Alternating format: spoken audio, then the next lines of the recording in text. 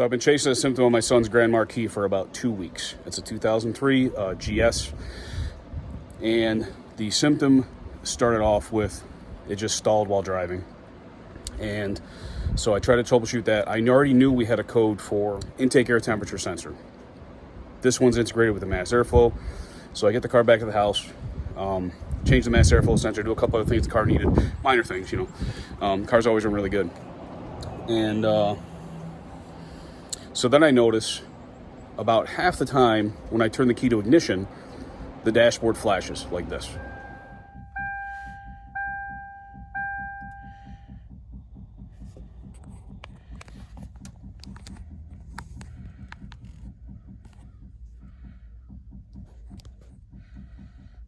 As long as the dashboard's flashing, it will not start. You can crank it, but it will not start.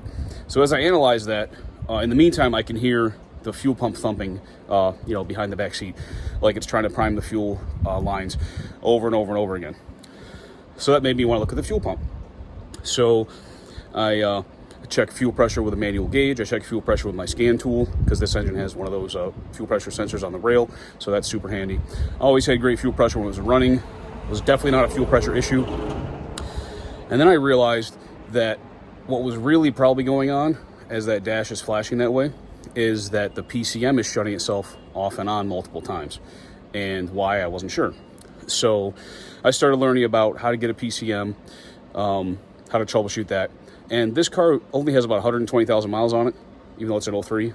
And it was very well taken care of. It was literally owned by an older gentleman. It was the last vehicle he owned, and my son brought it from his widow. Very nice lady. It was always kept inside, and so on and so forth. So it's not really, the car isn't really a candidate for a car that's been like abused or has a lot of issues, a lot of gremlins hiding in it. It was very well maintained by the dealer, so we know the history. So I spent a lot of time on the internet the last few weeks, and I went through checking everything. I checked the ignition switch in case that was intermittent. I checked all the wiring underneath the dash looking for chafe wiring. I read everything my scan tool could tell me as far as when the engine is running, if I'm getting good values from all the sensors, if all the sensors seem to be working. And I'm not a scan tool expert, but all the sensors seem to be giving sensible values and operating correctly. I wasn't getting misfires or anything like that. As long as the engine was running, it was fine. And then periodically it would just stall for no reason that I could determine. So then it starts making me think that maybe I need a new PCM. And then I look into availability of PCMs, the fact that you probably have to have it reprogrammed by the dealer for the transponder keys. And I see that there's several websites that sell these PCMs that way. And then I come across a couple posts where owners had found bad connections in the main harness that goes from fender around the front of the car back to the other fender. They've also found stuff on bad connections in the fuse box, things of that nature. So I kind of made a supposition that there are numerous people that deal with this same symptom, and they blame it on a PCM because they don't check the harnesses. This is my theory. And so what that does is that allows a lot of companies online to sell you a new PCM because you think you need a new PCM. And I'm sure there's a lot of them that turn out that they don't need a new PCM. And then it made me think, if I was someone that owned one of these older cars and I couldn't do the work on it myself like I'm blessed to be able to, then I might be in the same situation where I replace a PCM, doesn't do anything, and if I don't know any other tasks to do to try and get it going again, I might give up on the car. So I wonder how many of these cars, point being to that point, I wonder how many of these cars have gone to the junkyard, assumedly with a bad PCM or some type of electrical gremlin that no one could find, and it turns out to be what I found. So now I'll show you the solution to what I found right now. Okay, starting from the driver's side wheel well, I got this down. I got this harness completely unwrapped, okay? And that feeds up through under the headlight area. Same thing, I've unwrapped the entire harness from left to right. Okay, I've pulled out the battery. I've got the battery connected this way and with a charger also. I was able to start it up this way. It's an interesting setup, but it was what I needed to do for troubleshooting, and I'll show you why that is.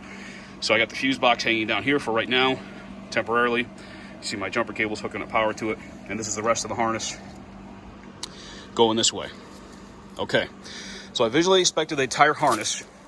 I did not see any telltale signs of corrosion.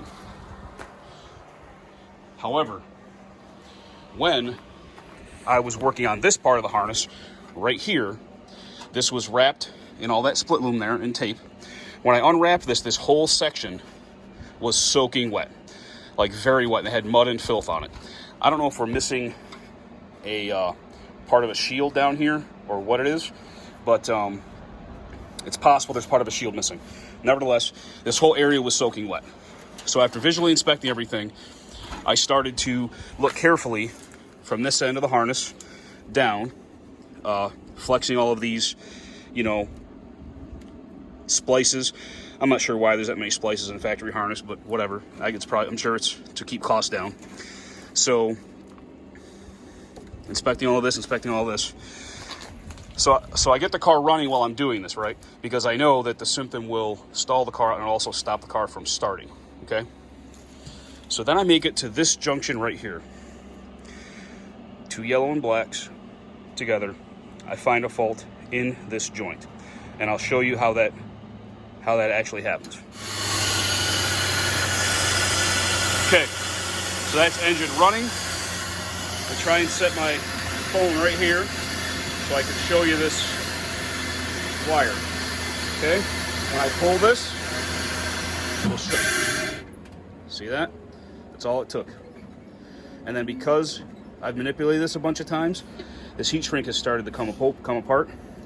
And now when I peel it, now we see the evidence. This is what was killing my car over and over and over again. Now the key is still on, of course, it just stalled out. And as I manipulate this, I can hear the relays clicking, the fuel pump turning on and off a bunch of times. Ugh, that right there. And I wonder how many of these cars have this same problem. If you've got a weird stalling problem on your Grand Marquis or your Panther platform vehicle, and you have checked all the other things like I did, fuel pump wiring, and if you've checked your ignition switch, all your grounds, your sensors, everything else seems to be adding up and making sense. You check your fuse box connections, they're clean and tight. Yo, this is probably where you want to look next, is right down here under the headlight. Crack that harness open and look for that splice. If I had known this ahead of time, I would have gone right here. Would have saved me a lot of time. Hopefully this saves you a lot of time if you have the same problem. So best of luck to you. I hope this helps some people.